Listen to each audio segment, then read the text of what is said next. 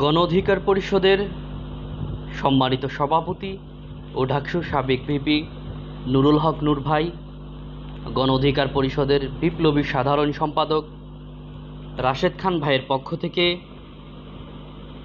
প্রিয় ফরিদপুর জেলার সর্বস্তরের হিন্দু ধর্মাবলম্বী ভাই বোনদের জানাই শারদীয় দুর্গা উৎসবের প্রীতি ও শুভেচ্ছা। এই উৎসবের আলো ছড়িয়ে দিক সকলের জীবনে আনন্দ, শান্তি ও সম্প্রীতির বার্তা।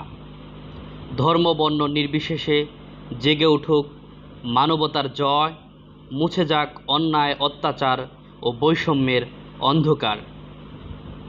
সবাইকে আবারও শারদীয় দুর্গা উৎসবের শুভেচ্ছা জানাচ্ছি। জনতার অধিকার আমাদের অঙ্গীকার, আমাদের অঙ্গীকার দেশ হবে জনতার।